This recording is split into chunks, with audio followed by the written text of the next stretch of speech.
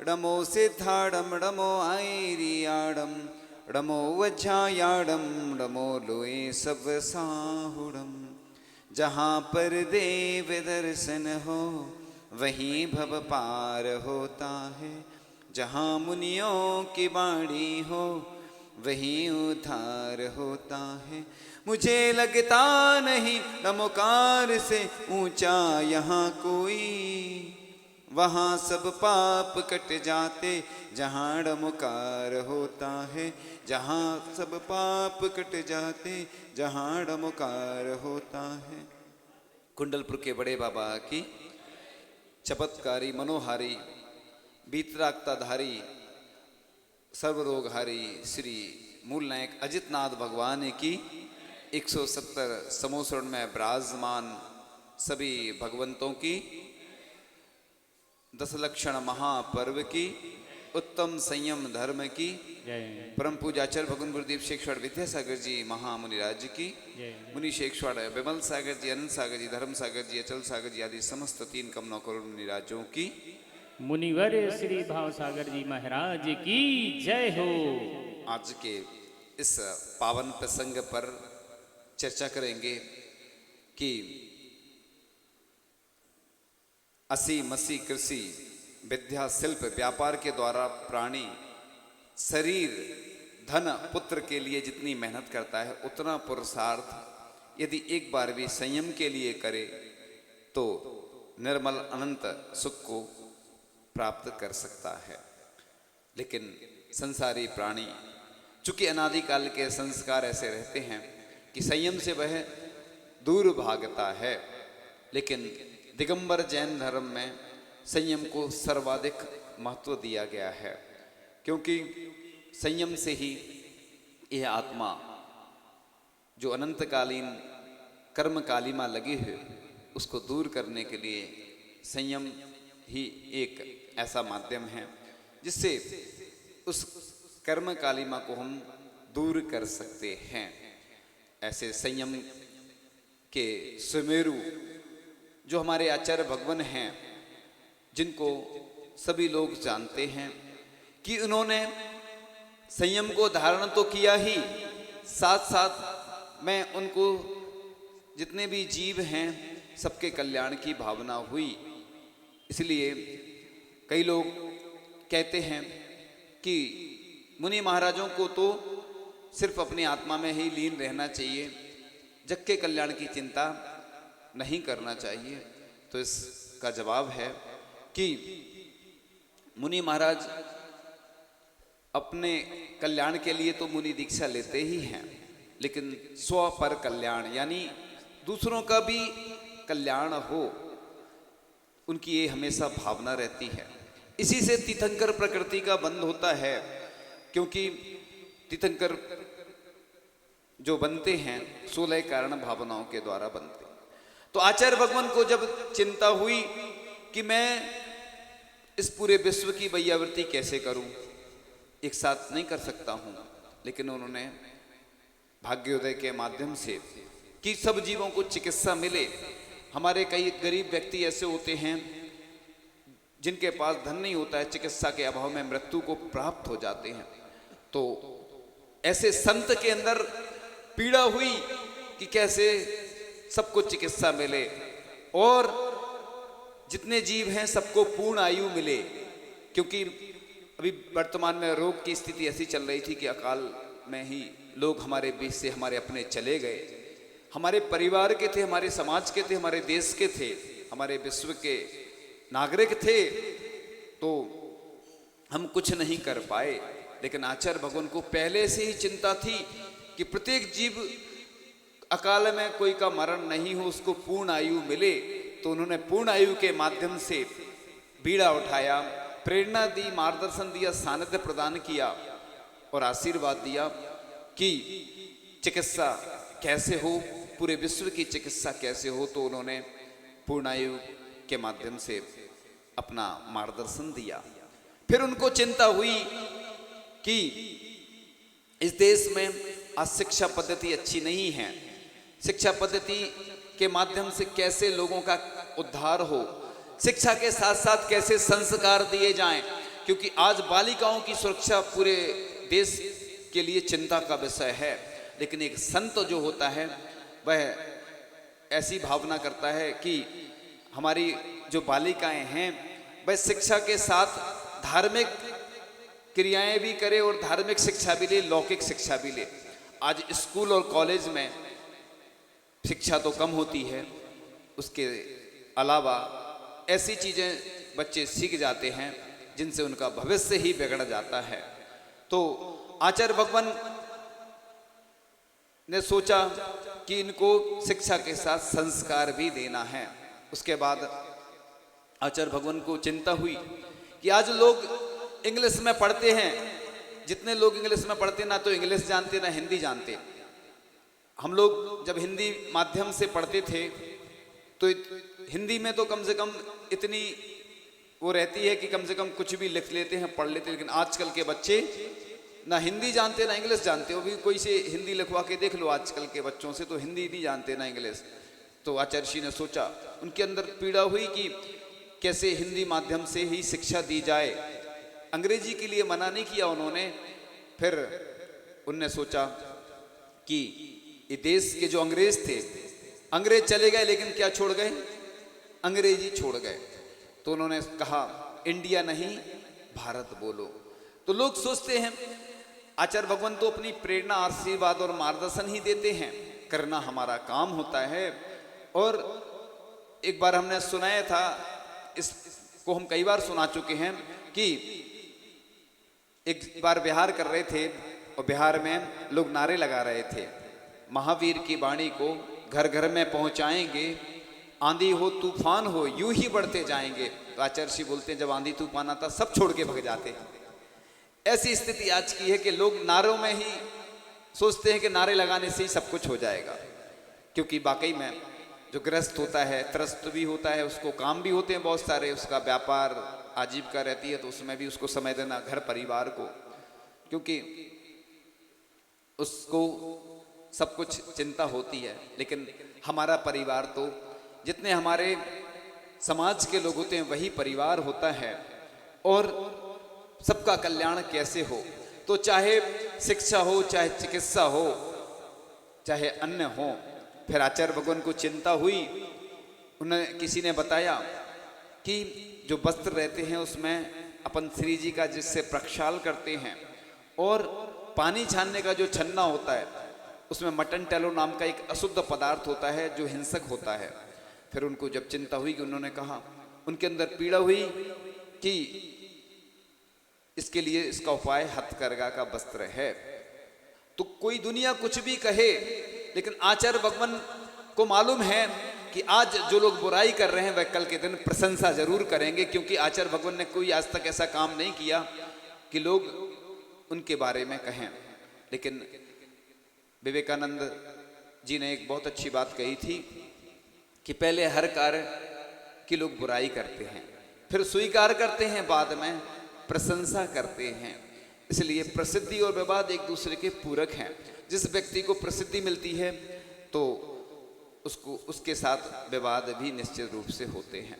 हम आचार्य भगवान की यश गाथा तो महीनों क्या, सालों क्या, अनंत काल तक भी गाते रहें तो उनके गुणों का वर्णन नहीं कर पाएंगे, क्योंकि उन्होंने हमारे लिए बहुत कुछ दिया है। और आचार्य भगवान सहज रूप से अपनी चर्या में रत रहते हैं। वह किसी की प्रशंसा से फूलते नहीं हैं, और कोई उनकी बुराई करे तो कभी उनके मन में खेद नहीं होता है। यही तो लक्षण होता है। तो हमारे आचार्य भगवान के बारे में मूलाचार्य में भट्टिकेर स्वामी जी ने एक बहुत अच्छी गाथा दी हुई है। भिक्कम बक्कम हियम सोधी चरदी निच्चसो साहू ऐसो सुदबुद साहू भड़िया जिण सांसने भयबम, यानी जिसकी भिक्षा शुद्धि हो, वचन शुद्धि हो, जिसका हृदय शुद्ध हो, ऐसे साधु को क्या कहा गया है? भगवान कहा गया है। इसलिए हम क्या बोलते हैं? आचार्य भगवान, क्योंकि जिस उनका हृदय इतना पवित्र है वो तो कहते हैं कि मुझे तो अगर लोकांतिक देव का निदान भी होता तो मैं निदान कर लेता। ऐसी उनकी भावना है कि लोकांतिक देव बनूं। देवों में भी ब्रह्म ऋषि कहा है लोकांतिक देवों को, जो एक भव के बाद मोक्ष को प्राप्त हो जाते हैं, मोक्ष की प्राप्ति जिनको हो जाती है, ऐसे लोकांतिक देव, ऐसे ही जैसे चर्या वाले जो आचार्य भगवान की जैसी चर्या है, ऐसी ही चर्या वाले साधु लोकांतिक देव बनते हैं। जैसे ब्रह्मचारी रहते हैं वैसे ही वह लोकांतिक देव रहते हैं। तो ऐसे आचार्य भगवान संयम के भंडार हैं, चारित्र के प्रखर सूर्य हैं, सर्वश्रेष्ठ समाधान करता है, सर्वप्रिय हैं, सर्वयश धारक, सर्वव्यापी और महाअतिथि हैं, उपगुहन अंग के सर्वश्रेष्ठ पालक हैं, ज्ञानार्णव हैं, यानी ज्ञान के आर्णव यानी भंडार, मर्यादा पुरुष, यशस्वी और निरालंबी, सर्वांग सुंदर। ऐसी उनके गुण हैं कि उनके गुणों का वर्णन करने के लिए कोई समर्थ नहीं है। लेकिन जो मुनि नहीं मन पाते हैं, अगर वह श्रावक के व्रत भी धारण कर रहे हैं, देश व्रती बन रहे हैं, तो उसके लिए भी कुछ पंक्तियां हैं कि देश व्रत और कुछ नहीं, सुबह का नाश्ता है, इसका परंपरागत मोक्ष से सीधा वास्ता है। जो देश संयम को अंगीकार कर लेते हैं उनके लिए ही खुल पाता मोक्ष का रास्ता है। तो ऐसा नहीं सोचें कि हम मुनि नहीं बन पा रहे हैं तो कम से कम प्रतिमाधारी तो बने। प्रतिमाधारी बनना भी आज के युग में सर्वश्रेष्ठ होता है। पूज्य ज्ञान सागर जी महाराज कहा करते थे कि कोई दो प्रतिमाधारी ब्रह्मचारी है, वह भी इतनी प्रभाव ना कर सकता है कि लोग देखते रह जाएंगे। तो आचार्य भगवान ने प्रतिभा स्थली के माध्यम से जो ब्रह्मचारिणी बहनें थीं, उनके माध्यम से उनको प्रतिमा दी, व्रत प्रतिमा, उन्होंने अपने जीवन का उद्धार किया। इसके साथ साथ 300 से अधिक, 300 के आसपास उनके द्वारा दीक्षित इतने सारे बाल ब्रह्मचारी भी हैं और अब तो गृहस्थ भी हैं, प्रतिमाधारी, जो आचार्य श्री से दीक्षा लेकर अपना कल्याण कर रहे हैं। और पूरे देश नहीं विदेशों में भी जन जन के कल्याण के लिए आचार्य भगवान ने उपक्रम के माध्यम से ऐसे उपक्रम दिए कि आज हम उनका उपकार चुकाने में समर्थ नहीं हैं। तो आचार्य भगवान हमेशा इन्हीं पंक्तियों को आत्मसात करते हैं। मंजिल पर ही रुकना हमको, हो कितनी भी दूर, लंबी राह नहीं कर सकती हमें कभी मजबूर। तो आचार्य भगवान हमारे लिए एक आदर्श हैं और उनकी जो भावनाएं हैं, उन भावनाओं को पूरा करने के लिए हम सभी तन मन धन से समर्थ हों। आचार्य भगवान का संयम स्वर्ण महोत्सव जब आचार्य श्री के 50वां वर्ष में आचार्य श्री का प्रवेश हुआ था तो पूरे देश में हमने मनाया था, देसी का विदेशों में भी मनाया था। अब आगामी 21 नवंबर 2021 को आचार्य भगवान का आचार्य पद आरोहण दिवस आने वाला है, यानी आचार्य श्री के का जो आचार्य पद है उसको ग्रहण किए हुए 50वें वर्ष में प्रवेश होगा। तो जैसे संयम स्वर्ण महोत्सव मनाया था, वैसे ही आचार्य भगवान की जितनी भी पूजन हैं, जितनी भी आचार्य श्री की कृतियां हैं और जो जो आचार्य श्री के जिनने जो लिखा है वो सब फिर से सभी के प्रकाश में आएगा। क्योंकि आचार्य भगवान के गुणगान गाना सबके बस की बात नहीं है, क्योंकि आचार्य भगवान सूर्य है और सूर्य को दीपक दिखाने जैसा हो जाता है। आचार्य भगवान तो निर्लिप्त संत हैं, वह कभी नहीं कहते हैं कि हमारा तुम आचार्य पद आरोहण दिवस मनाओ या हमारा दीक्षा दिवस मनाओ या जन्म दिवस मनाओ, लेकिन हम उनके गुणों का वर्णन करने के लिए, उनका गुणगान करने के लिए ही ये सब करते हैं। तो आचार्य भगवान के बारे में पंक्तियां कि हौसले को कभी खुद से जुदा ना करना, हार कर भी कभी तुम कोशिशें कम ना करना, एक दिन तुम्हारा होगा ये एतवार करना, उस वक्त का सब्र से आप इंतजार करना। तो आचार्य भगवान तो बस अपनी राह पर चलते रहते हैं कदम दर कदम, कि बस हम कैसे इस मोक्ष मार्ग को आगे बढ़ाते चलें। देखो संयम से क्या होता है, तो पूज्य ज्ञान सागर जी महाराज, पूज्य महाकवि आचार्य श्री ज्ञान सागर जी महाराज के पास एक बार कुछ लोग गए, क्योंकि श्रावकों के मन में कई उलझनें आ जाती हैं, विकल्प आ जाते हैं। महाराज, हमने यह जो विधान रखा है इसमें 3000 लोगों की व्यवस्था की है, लेकिन भीड़ बहुत आ गई है। जैसे कोई कार्यक्रम होता है प्रातःकाल में ही दिखने लगते हैं लक्षण, भीड़ बहुत आ गई है, लगभग 10,000 की भीड़ आ गई। अब क्या करें, भोजन तो कम बना है, अब कोई व्यवस्था नहीं हो सकती है। तो पूज्य ज्ञान सागर जी महाराज ने कहा कि तुम जिस कमरे में भोजन रखा है उस कमरे में कोई व्यक्ति बैठेगा सोले के कपड़े पहनकर, सोले के कपड़े पहनकर बैठेगा और उस दिन उसका उपवास रहेगा और वह दरवाजे पे बैठे रहेगा, और जो भी व्यक्ति सामग्री लेने आएगा वो बाहर से ही लेगा। और एक पर्दा लगा देना, कोई सफेद वस्त्र का कोई पर्दा लगा देना। और लोगों ने वैसा ही किया और सुबह से शाम तक भोजन चलता रहा, भोजन चलता रहा। लेकिन पूरे जितने लोग आए थे सब भोजन करके चले गए और भोजन भी बचा रहा। ये अतिशय चमत्कार हुआ पूज्य ज्ञान सागर जी महाराज का। ये संयम का प्रभाव है, चारित्र का प्रभाव है। लोग कहते हैं कि आज अतिशय चमत्कार नहीं होते हैं, अतिशय चमत्कार तो श्रद्धा में होते हैं। देखो, ये घटना जब हमने पढ़ी तो हृदय को प्रफुल्लित और गदगद करने वाली यह घटना है कि लोग कहते हैं कि ऐसा नहीं होता है, संयम का प्रभाव बहुत होता है। और पूज्य आचार्य भगवान के तो कई संस्मरण उदाहरण तो आपने सुने ही हैं और खुद महसूस किए हैं। तो ऐसे वो जैसे उनके गुरु महाराज थे वैसे ही आचार्य महाराज हैं कि हमेशा वह अपने संयम की ओर अग्रसर रहते हैं।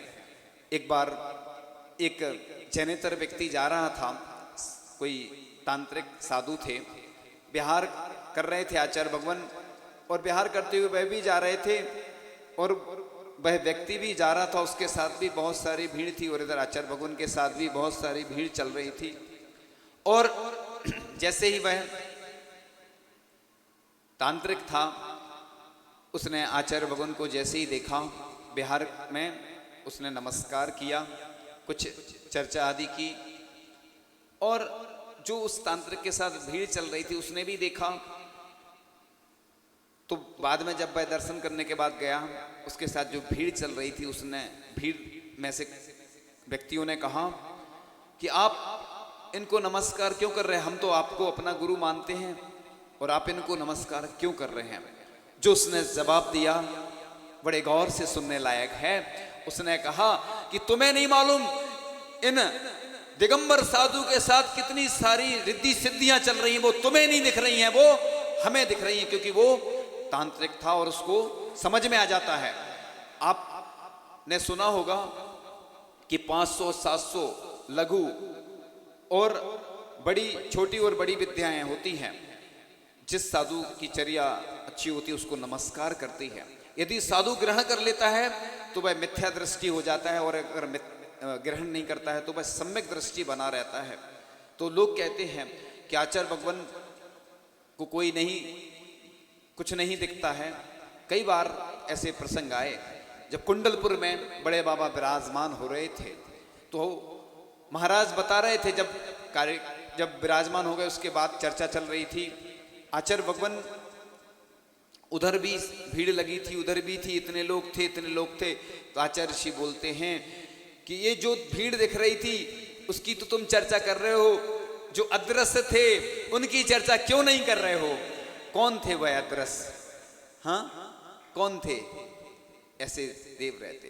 पूज्य ऐसे ही पूज्य बड़े बाबा जब विराजमान हुए तो आचार्य भगवान की आंखों में आंसू देखे। हम बगल में खड़े हुए थे, और जब अभी नेमावर में जिस दिन क्षुल्लक दीक्षा हो रही थी और आचार्य श्री प्रवचन करते करते आचार्य श्री की आंखों में आंसू आ गए कि मैंने कुछ नहीं किया, ज्ञान सागर जी महाराज की कृपा से सब कुछ हुआ है, उन्होंने तो बड़े बड़े कार्य किए। देखो, इतना सब कुछ करने के बावजूद भी वो कितनी अपनी बिल्कुल विशालता जो रहती है उनकी, लेकिन विशालता नहीं दिखाते हुए वह लघुता प्रकट करते हैं। तो मुनि श्री धर्म सागर जी महाराज ने आचार्य श्री के लिए कुछ कविताएं लिखी हैं, जो आपके सामने कुछ पंक्तियां आपके सामने सुना रहे हैं, क्योंकि वह नहीं बोलते हैं लेकिन संयम का दिन है।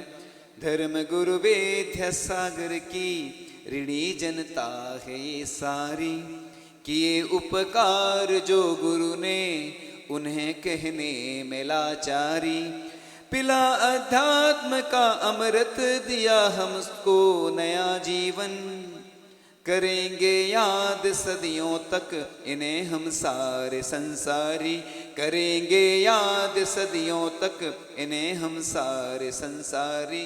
तो आचार्य भगवान ने जो कार्य किए हैं उनको हम याद हमेशा करते रहेंगे। तो हर दर्द की अपनी पहचान होती है, आंसुओं की भी एक जबान होती है, गम चला करता है साथ सांसें सा, और खुशी लम्हों में की मेहमान होती है। वही बदलते हैं रुख हवाओं का जिनके इरादों में जान होती है। तो ऐसे आचार्य भगवान के चरणों में हम यही भावना भाते हैं कि आप हम सब के लिए हमेशा अपना मार्गदर्शन, प्रेरणा और आशीर्वाद प्रदान करते रहें, और हमेशा हम सबका संयम सुरक्षित रहे। इन्हीं भावनाओं के साथ परम पूज्य आचार्य भगवान गुरुदेव शिक्षण विद्यासागर जी महामुनिराज की, परम पूज्य मुनिवर श्री भावसागर जी महाराज की